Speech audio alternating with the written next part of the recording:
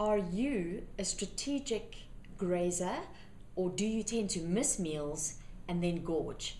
Because what I find from my experience is that a lot of us wake up in the morning and there's morning madness going on, so we skip breakfast. Then come 10 or 11 o'clock in the morning, our blood sugar levels drop, so we're just so famished, we grab whatever we can get our hands on, and chances are it's not a balanced, healthy, nutritious meal. Then we push through the afternoon and we have a couple of cups of coffee. Late in the afternoon, we then grab a snack in the vending machine or just whatever we can get our hands on to push our blood sugar levels up again. And then we fight traffic on the way home, and by the time we get home, we're just so hungry that we end up overeating for dinner. And then you know how that nibbling starts when you just can't stop yourself from getting up from the couch in front of the TV and walking to the kitchen just so that you can keep on nibbling and snacking? So how can we fix this? Well, if you keep eating like this, so you miss meals and you end up overeating when you do have a chance to eat, chances are that your blood sugar levels are on a roller coaster ride. So they're skyrocketing and then they're plummeting down. When that happens, you feel tired, you can't concentrate, you may even have a mood swing, and you just don't perform at the level that you could. It also has a really bad impact on your health. How can we fix this? Because we know that we're all rushed for time and we're highly stressed and often eating on the run. Well, ideally what we should do is always try and start our day with some kind of light, balanced breakfast. And then every 2 or 3 hours to have what I call a smart snack. By doing this, you will help to keep your blood sugar levels more constant so that you can stay within that productive zone where your blood sugar levels are more consistent and sustained. By doing this, you'll have much better engagement levels, and not just physically will you feel better, but emotionally and mentally as well.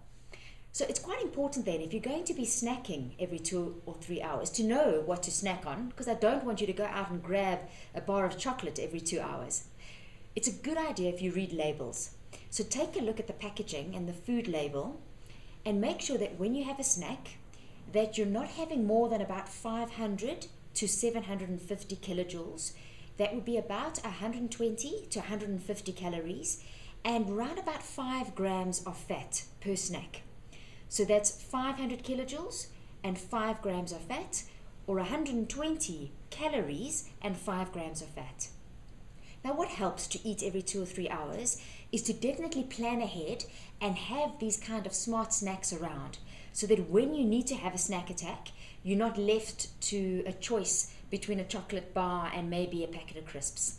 So what I do is once a month, I buy a whole lot of smart snacks and then I keep them in my car, in my laptop bag, in my gym bag, in my desk drawer, so that on those afternoons when I can feel my energy dropping, I've got smart choices to grab. And perhaps you can do the same. Also, it's a good idea to always have fresh fruit around, because if you see it, if it's in sight, it's more likely to be in mind. And fresh fruit is by far one of the best snacks. Then an alternative would be dried fruit, or else a handful of nuts, seeds, maybe something like a boiled egg and some crackers or some biltong. If you'd like some snack ideas, then please take a look at my blog. There are lots of ideas. There's also a list of 25 different low-fat snack ideas. Now, let's say you don't have time to have a meal in the day, or maybe grab breakfast in the morning.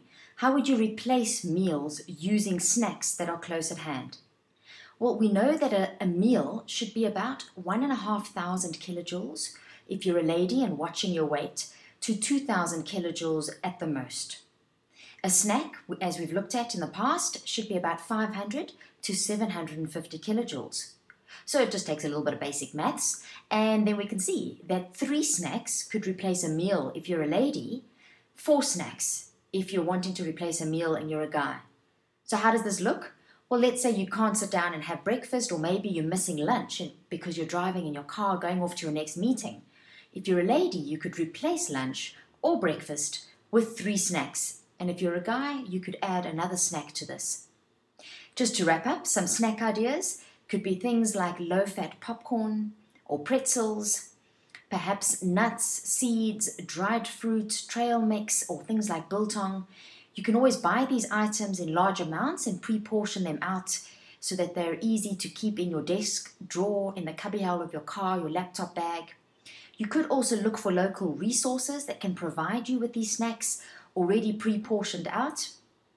Or you could be really creative and maybe make up your own delicious snacks. There are lots of snack ideas in my book and on my blog. I also spend time once a month just to bake some low GI muffins, biscotti, and ginger biscuits that are really worthwhile to eat on the run. If you don't have time to eat, you can always grab a low-fat latte or maybe a nice sweet cappuccino once in a while as a snack, maybe a piece of fruit, and because they're low in kilojoules, you can always dip the fruit in a little bit of peanut butter, or maybe if you have the opportunities, boil eggs in bulk, or keep some cottage cheese close at hand and have that with a few crackers.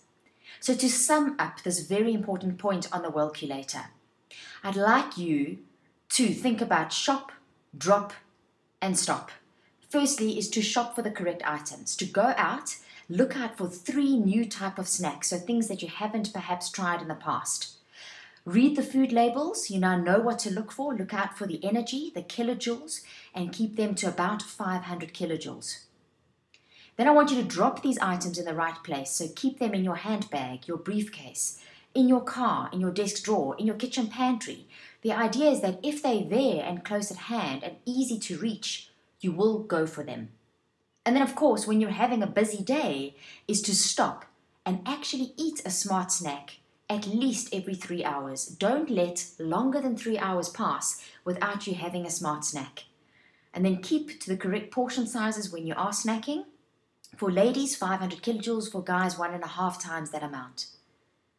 Don't forget to read through the download and to, over the next week, think about the snacks that you're having, keep them close at hand, and stop in order to eat them. And by doing this, by becoming more of a grazer, rather than skipping meals and going for hours without eating, I promise you, you will not only find that your energy levels are a whole lot higher and more sustained, but you'll also have better health. And you'll also be able to lose weight, because by snacking regularly and keeping your blood sugar more stable, you'll be able to burn fat. You'll also be able to reduce your cravings, and you'll probably eat less when you do have a chance to eat main meals, and you'll stimulate your metabolism, so you give your body a chance to actually lose the weight. So go ahead, make sure that you've got some smart snacks close at hand, and then don't go for longer than about 3 hours without having one.